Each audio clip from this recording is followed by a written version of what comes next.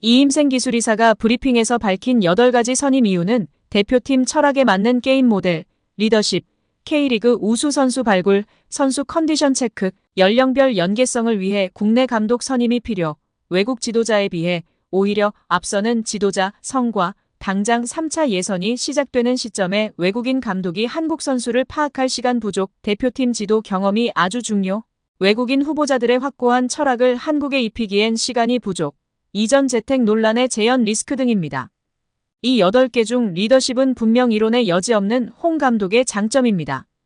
홍 감독이 K리그 우승 2회, 올림픽 동메달 등 가시적인 성과가 있어 거스 포엣 후보나 다비트, 바그너 후보보다 실적에서 앞선다는 말도 사실입니다. 바그너 감독의 대표팀 지도 경험이 없다는 점 역시 사실입니다. 그러나 평가 기준 중 절반가량은 외국인이 안 되고 한국인으로 했어야만 했다는 취지로 덕지덕지 붙인 것에 불과했습니다.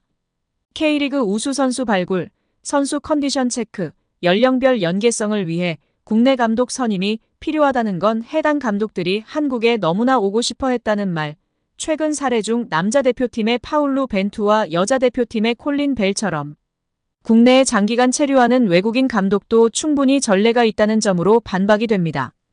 당장 3차 예선이 시작되는 시점에 외국인 감독이 한국 선수를 파악할 시간이 부족하다는 건 사실이지만 이미 감독 선임에 있어 2번이나 혼선을 겪은 뒤라 3차 예선 통과 가능성이 약간 감소하더라도 이 기간 동안 담금질의 본선을 노리는 게 맞았습니다. 외국인 후보자들의 확고한 철학을 한국에 입히기엔 시간이 부족하다는 이유 역시 월드컵 본선이 아니고 3차 예선만 바라보는 듯한 근시안적인 이유입니다. 마지막 이유인 이전 재택 논란의 재현 리스크는 앞선 이유들의 반복입니다. 특히 홍 감독이 대표팀 철학에 맞는 게임 모델을 가졌다는 대목이 가장 의아했습니다. 이임생 기술이사는 KFA 철학 및 게임 모델을 고려할 때 경기 스타일을 보면 빌드업 시 라볼피아나 형태와 비대칭 3백을 쓴다. 상대 측면 뒷공간을 효율적으로 공략한다. 선수 장점을 잘 살려 어태킹 서드에서의 라인 브레이킹, 카운터와 크로스, 측면 콤비네이션 등 다양한 좋은 모습을 보여줬다. 대표팀에서도 발전시켜 나가야 할 기회 창출 등이 좋았다. 울산은 작년 K리그에서 기회 창출 1위, 빌드업 1위, 압박 강도 1위였다. 활동량 10위는 효과적인 경기를 뜻한다. 아르헨티나도 월드컵 우승 당시 활동량은 하위권이었다. 이 점이 한국 축구에 주는 교훈이다라고 말했습니다. 그러면서 나중에는 포엣 감독이 롱볼을 선호하고 바그너 감독은 강도 높은 압박을 선호한다며 이 축구는 한국에 맞지 않는다고 했습니다. 파울루 벤투 감독 시절부터 빌드업이라는 스타일을 구축한 한국에는 홍 감독의 스타일이 더 잘 맞는다는 것입니다. 하지만 이는 숫자의 함정인데요. 대부분의 프로리그에서 가장 화려한 선수단으로 우승하는 팀은 기회 창출, 패스 성공률, 점유율 등에서 고루 1위를 차지합니다. 활동량이나 태클 성공 횟수가 낮은 것도 일반적인 성향입니다. 지난해부터 전북 현대가 침체에 빠졌기 때문에 울산은 선수단의 화려함에 걸맞은 축구 스타일을 보이는 유일한 팀이었습니다. 위 수치들은 울산의 개성이 아니라 그냥 울산이 최강팀이었다는 지표일 뿐입니다. 심지어 홍 감독은 스스로도 과거 인터뷰에서 너무 세세한 전술보다는 선수들을 잘 조합하는 데 신경을 쓴다고 이야기한 바 있습니다. 이임생 기술이사가 말한 라볼피아나는 이미 세계 축구 조류에서 10여 년 전에 유행했다가 지금은 여러 팀이 부분적으로 쓰는 일상적인 부분 전술이 된 지 오래입니다. 홍 감독의 전술적인 개성이라는 건 딱히 없습니다. 홍 감독은 현대 축구에서 가장 상식적인 4-2-3-1 포메이션을 바탕으로 표준적인 전술 운영을 하면서 리더십과 선수 역량 극대화로 성과를 내는 감독에 가깝습니다. 브리핑 막판에 전술적인 부분을 보완하기 위해 최소한 2명의 유럽 코치를 요청했다는 대목 역시 장황한 자기 합리화와 달리 홍 감독의 전술에 대해서는 온전히 신뢰하지 못한다는 걸 보여줍니다. 그냥 국내 감독을 선임해야 하는 상황에서 리더십이 탁월한 홍 감독이 적임자였다고 하면 납득할 수 있는데 설득하기 힘든 부분까지 다 합리화하려는 무리한 시도가 보입니다. 홍 감독 선임 이유를 들으며 축구협회가 대표팀을 어떻게 파악하고 있는지, 앞으로 어떤 발전 방향을 모색하는지 짐작할 수 있다면 최상이었습니다. 하지만 실제로는 그저 축구협회 스스로를 변호하기 위한 일회성 이유들일 뿐이었습니다. 이어진 질의응답 순서에서 이 이사는 홍명보 감독이 최근까지 A 대표팀 감독을 고사했는데 어떻게 설득했나? 라는 질문을 받았습니다. 이 이사는 솔직하게 다 말씀드리겠다. 정말 한국 축구가 어떻게 가야 되는지 저 스스로 고민을 많이 했다고 말한 뒤 감정이 북받치는 듯 눈시울을 붉혔습니다.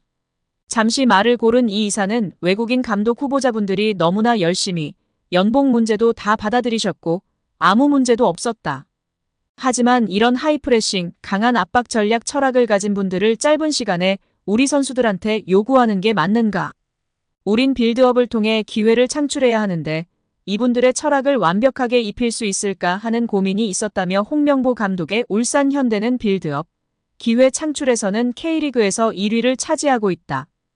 홍명보 감독이 다 맞다는 게 아니다. 우리 선수들이 어떤 감독을 만났을 때 가지고 있는 걸 크게 변화를 주지 않으면서 안전하게 가지고 갈 수 있을까 하는 고민을 한 결과 홍명보 감독을 선택한 것이라며 이런 결정을 후회하지 않는다고 말했습니다. 결국 홍명보 감독은 10년 만에 대표팀에 돌아옴과 동시에 외국인 지도자 버금가는 대우도 받습니다. 이임생 이사는 연봉 등 세부 계약 조건에 대해서는 밝힐 수 없지만 이제 한국 지도자들도 외국인 감독 못지않게 대우를 받아야 한다는 생각이라면서 외국인 지도자에 뒤지지 않는 계약을 체결했다고 전했습니다. 홍명보 감독은 지난해 울산과 프로스포츠 최고 연봉인 10억 원의 3년 재계약을 맺은 것으로 알려졌는데 대표팀을 맡으면서 더 많은 연봉을 수령할 것으로 보입니다.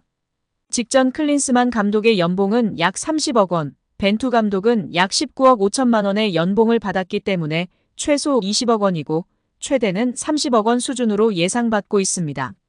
물론 무링뉴, 지단 등 세계적인 감독들도 리더십, 선수단 관리, 용병술 등 위주로 힘을 주고 수석 코치를 통해 전술 및 훈련을 담당하는 추세라고 하는데요. 글쎄요. 합리적이고 좋은 대안들을 협상력 부재 등으로 다 놓쳐놓고 이제 와서 홍 감독을 앉히며 전술적인 부분을 코치 2명으로 메꾸겠다고 발언하는 축협은 정말 어이가 없는 것 같습니다. 무조건 정몽규 회장은 사퇴로 책임을 져야 합니다. 권한을 가졌으면 이제는 책임을 져야 할 때입니다. 대한민국 체육정책을 이끌어가는 문화체육관광부의 수장 유인촌 장관이 산하단체 임원의 임기 제한을 없애는 방향으로 정관을 고치려는 대한체육회의 시도에 대해 거부 의사를 분명히 했습니다. 유 장관은 2일 서울 종로구 국립현대미술관 서울관에서 열린 체육 분야 간담회에서 체육회의 요청이 오더라도 정관 개정은 절대 승인하지 않겠다. 승인할 수가 없다고 단호하게 말했습니다. 이는 체육회가 지난 5월 이사회를 개최해 지방체육회와 종목단체 등 산하단체 임원의 연임 제한 규정을 없애기로 결의한 것과 관련해 의사를 표현한 것입니다.